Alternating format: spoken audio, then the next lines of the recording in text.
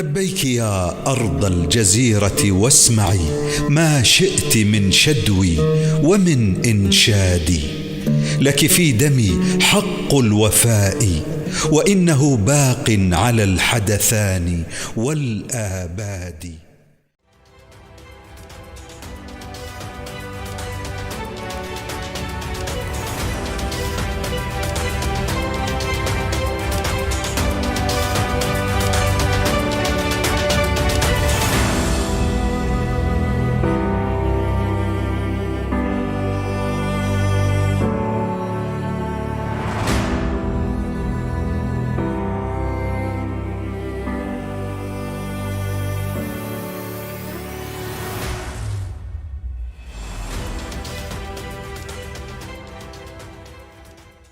مفاوضات رسمية بين الشيخ فؤاد باشا الخطيب وزير خارجية الحكومة الحجازية والملك عبد العزيز آل سعود 1925 ميلادياً. وثق سعادة الشيخ عبد الحميد الخطيب الوزير المفوض والمندوب فوق العادة للمملكة العربية السعودية لدى حكومة الباكستان المفاوضات التي دارت بين الشيخ فؤاد الخطيب وجلالة الملك عبد العزيز السلطان نجد آنذاك.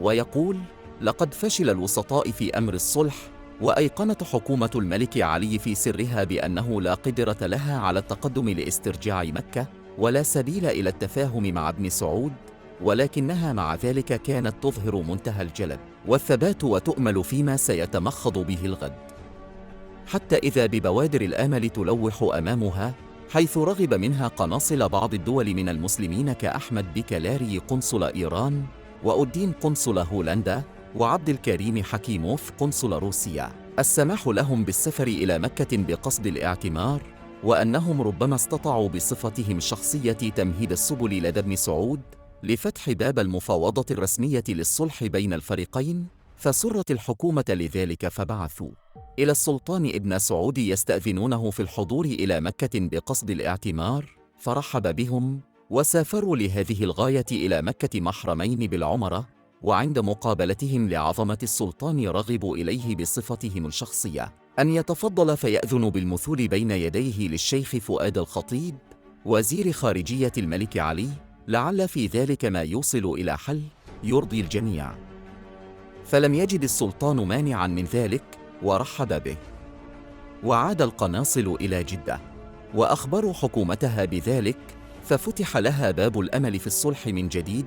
وكتب الشيخ فؤاد إلى عظمة السلطان ما يأتي: رسالة من وزير خارجية الحجاز فؤاد باشا الخطيب إلى سلطان نجد الأمير عبد العزيز السعود، حضرة صاحب العظمة السلطان عبد العزيز بن عبد الرحمن الفيصل السعود أيده الله، أرفع إلى مقامكم الأنيل أجزل الاحترام والتبجيل. أما بعد، فقد أنبأني بعض الأصحاب بما حقق الأمل المعقول بمقابلة عظمتكم السلطانية مساء الثلاثاء الواقع في 27 رمضان المبارك، أو في يوم آخر تسمح به عظمتكم، وإني لأرجو أن تأمروا من ينتظرني من رجالكم الكرام أثناء الطريق والفضل بالجواب السامي، وأدام الله عظمتكم بالخير بمنه تعالى وكرمه. الإمضاء: المخلص فؤاد الخطيب، جدة، في يوم الاثنين 26 رمضان 1343 هجري. رد من قبل عظمة السلطان عبد العزيز آل سعود على رسالة فؤاد باشا الخطيب 27/9/1343 هجري. أهدي لحضرتكم أزكى التحيات، وأخبركم بوصول كتابكم الكريم المؤرخ 26 رمضان الذي ترغبون فيه أن نضرب لملاقاتكم موعداً بعد أن حقق أملكم بعض الأصحاب بالمقابلة. فأجيب سعادتكم: لما سافر من عندنا هؤلاء الأصحاب عقدت مجلساً من المسلمين وشاورتهم في الأمر، فإذا هم يرجونني التريث في الأمر والتبصر فيه والنظر إليه من جميع جهاته في الحال وفي المستقبل، وقد أدلوا بحججهم، وإذا هي صحيحة وجديرة تجاوبون عليها بصراحة ليحصل لنا اطمئنان وثقة، وهي: الأول، هل سعادتكم على استعداد للموافقة على ما نمليه عليكم من الشروط الضرورية، فقلت وطأته أو خفت؟ الثاني، ما جنس التعهدات والضمانات التي في استطاعتكم تقديمها لنا والتي في وسعها أن تكفل تطبيق هذه الشروط وتمضي بمفعولها في المستقبل وتجعلنا نثق بها ونطمئن بحرمتها؟ أكون مسروراً إذا تفضلتم وأجبتمونا في بادئ الأمر بما تقدرون عليه من الصراحة والوضوح على هاتين المسألتين اللتين هما في نظرنا المحور الأساسي الذي يدور عليه الأمر، ولسعادتكم خالص التحية وجزيل الإكرام. فبادر الشيخ فؤاد إلى الجواب في 28/9/1343 هجرياً، ذاكراً للسلطان أنه يريد مقابلته للتعرف به، ثم لتمهيد جواً صالحاً تسود فيه الطمأنينة المنشودة، لتكون محوراً لما يحسن به التفاهم ويصون كرامة العرب. فأجابه ابن سعود في 28 من شهر رمضان بخطاب يقول له فيه إنه قد أذن له في القدوم إليه لظهور رغبته الأكيدة في المقابلة وظهور مقاصده الأخيرة، ويسأله عن المحل الذي يحب أن يستقبله فيه رجاله السعوديون. فبعث الخطيب إليه في 29/9/1343 هجري يقول له إنه سيخرج من النزلة اليمانية بعد ظهر اليوم في 7:07 تماماً، ويرجو أن يقابله رجاله عند قهوة القائم، وسيكون على دابة، ومعه خادمان مستظلان بمظلة تكون معه كعلامة فارقة. وانتظره رجال ابن سعود وصحبوه إلى مقره، واجتمع به بضع مرات دار بينهما ما نلخصه. الخطيب: قدمت إليكم للتعرف بكم ولإصلاح ذات البين. عظمة السلطان: أما تعرفك بشخصي فالحمد لله، وأني أحب كل عربي مخلص لدينه ووطنه. وأما إصلاح ذات البين فأني أحب ذلك، ولكن أين الطريق الذي وصلنا إليه؟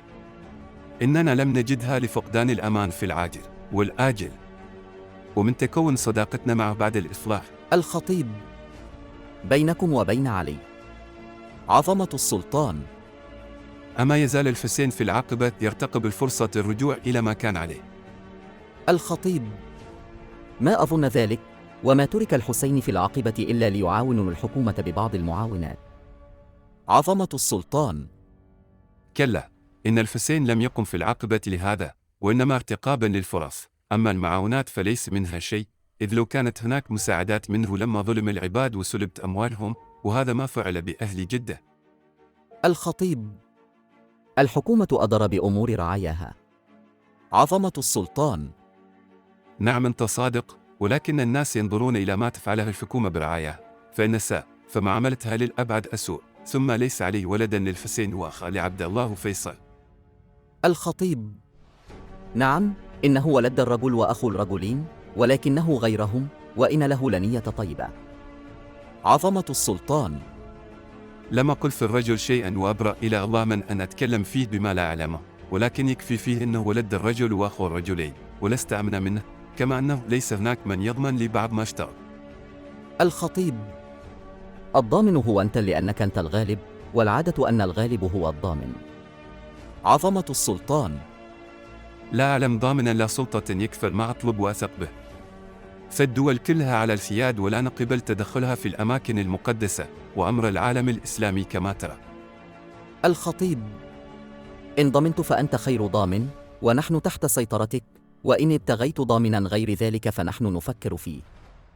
عظمة السلطان: يقول لك بصراحة، إن المسلمين من قومنا اجتمعوا وتفكروا في أمر دينهم وديعهم، فلم يجدوا للصلح مع الحسين وأولادوا ما يرضيهم، فأرجوك تركوا نسيانه، فإن كان هناك أمر غير ذلك فأنا مستعد. الخطيب: ما هو ذلك الأمر؟ عظمة السلطان: إذا كان علي يريد شيئا من أمور الدنيا، فأنا أتعهد له به في العاجل أو الآجل، ولكنني أريد أن أسألك سؤال عن الأمر الذي دعاك إلى رجوعك إلى جدة بعد ذهابك منها. وما الذي دعا بعض السوريين والفلسطينيين إلى أن يأتوا إلى جدة لقتالنا؟ أقتالهم لنا قتال ديني أو حمية وطنية؟ أم الحسين وأولاده قاموا بأمر منتظم يوم الناتين لتخريبه؟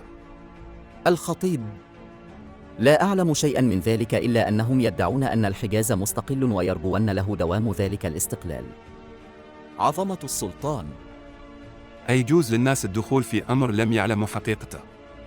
أيجوز له محاربة أحد قبل السعي في إصلاح ذات البين؟ الخطيب: لا، لا يجوز. عظمة السلطان: ألم تعلموا حربنا مع الحسين قبل هذا الوقت ب9 سنوات؟ فمن الذي سعى بالإصلاح؟ ومن الذي اجتهد ليعلم المخطئ من المصيب في دين أو دنيا؟ الخطيب: إن بعض الأشخاص طلبوا ذلك من الحسين فوعدهم، ولكنه لم يعمل شيئا. عظمة السلطان: هل اطلعتم أو اطلع أحد على المعاهدة التي بين الحسين والحكومة الإنجليزية؟ الخطيب: لا. عظمة السلطان: ألم تكن وزيرا للخارجية؟ وهل يخفى عليك شيء من ذلك؟ ومن الذي جيبنا بعدك عن هذا؟ الخطيب: إنني وزير خارجية للإمضاء لا للفعل. عظمة السلطان: نعم. الخطيب: وأغلب الأخبار لم أطلع عليها إلا بالسماع من الناس، ولقد أقمت سنوات في المدة الأخيرة أشتغل بالأدب، وهذه وظيفتي. عظمة السلطان: نعم، لدي شاهد على ما تقول، فلقد وجدنا في أوراق الديوان الهاشمي كتابا من بعض القناصل للحسين يقول له فيه: وصلنا كتاب باسم وزارة الخارجية ممضى باسم فؤاد الخطيب، ولكن الإمضاء ليس إمضاء الشيخ فؤاد المعروف. فما هي حقيقة الأمر؟ الخطيب: نعم، لقد وقع مثل هذا. عظمة السلطان: فإذا كانت الحجج هذه والدولة المنظمة هذه شؤونها، فلا شك أن هذا يدل على أن الأمور كلها قائمة على الباطل والتمويه، فكيف يا شيخ فؤاد تؤيد مثل هذه الحكومة؟ الخطيب: لم أقل شيئا في الحكومة البائدة، ولكني أحدثكم من جهة الشريف علي. عظمة السلطان: أما من جهة علي فقد أجبتك عنه بما يكفي عن الإعادة. ولقد عاد الشيخ فؤاد إلى جدة، وهو مؤمن بعظمة ابن سعود وسمو خلقه وصلابة رأيه، وأنه ليس ممن تنطلي عليه الترهات أو تخدعه المظاهر وشقاشق الأقوال. وكاشف بعض من وجد من رجال الحزب الوطني في جدة بأنه لا سبيل إلى بقاء الحكومة الحجازية إلا إذا أمكن التخلص من الملك علي وقطع صلتها بالأشراف نهائياً. فنصحوا له بأن لا يتكلم بهذا حتى لا يظن أن ابن سعود قد استماله إليه، ويعد هذا خيانة عظمى لقلب نظام الحكم فيعرض نفسه للخطر. فما وسعه إلا أن يسكت على مضض ويسير مع الحكومة القائمة إلى النهاية.